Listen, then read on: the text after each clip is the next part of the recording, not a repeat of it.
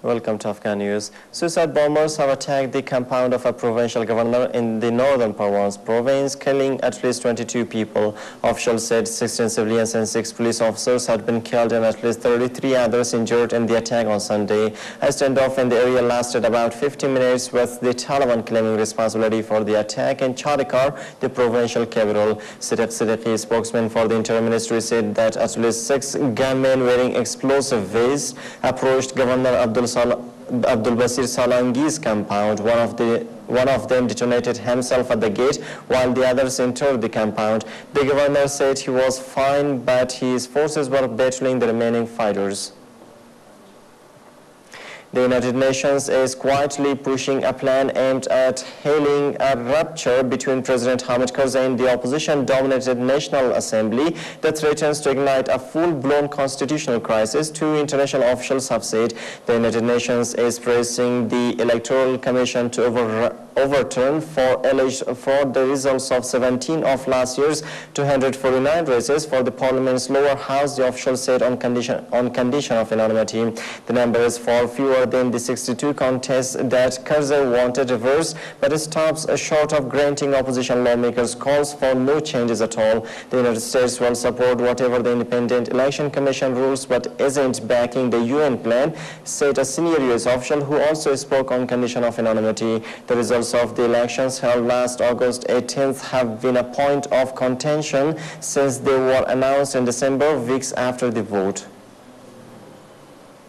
At least 3 Pakistani soldiers have been killed and 23 others wounded in a rocket attack at a paramilitary base during a ceremony to mark the country's 64th Independence Day. Soldiers had just finished raising the Pakistani flag in war gathering for speeches on Sunday when the rockets hit the base in Miran Shah, the main town in the North Waziristan tribal area. Intelligence officials who asked not to be identified said another bomb ripped through a 2-story hotel in Pakistan's restive southwest, killing at least 11 people and wounding nearly 20, police said. No one has claimed responsibility for the attack in Dera Layara town in the southwestern province of Balochistan, although police said they suspected ethnic Baloch separatists. Libyan leader Muammar Gaddafi urged his people early on Monday to liberate Libya from NATO-owned traitors a day after rebels captured a key town on the road west to Tunisia, with severing Tripoli's main supply route. Late on Sunday, representatives of Gaddafi's government were holding talks with rebels at a hotel on the southern Tunisian island of Djerba. A source with direct knowledge of the talks said, but the government denied it. The talks followed a dramatic advance by the rebels that won them control of the town of Zawiya, 50 kilometers west of Tripoli on the coast, enabling them to halt food and fuel supplies from Tunisia to Gaddafi's stronghold in the capital. Tripoli was not under immediate threat from the rebel attack, but rebel forces are now in their strongest position since the uprising against 41 years of Gaddafi's rule began in February, controlling the coast both east and west of Tripoli.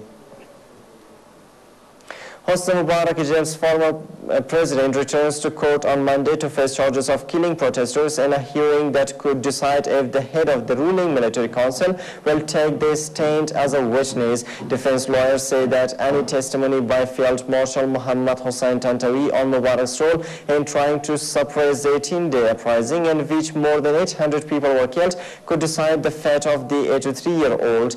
Tantawi, who was defense minister for 2 decades under Mubarak, the military council that took power when Mubarak was ousted on February 11th by the mass protest. Mubarak made his first court appearance on August 3rd in a case that has gripped the Arab world. It is the first Arab head of state to stand trial in prison since popular uprisings swept the Middle East. In the first court session, defense lawyers asked for Tantawi, former intelligence chief Omar Sulaiman, and about 1,600 others to testify as witnesses.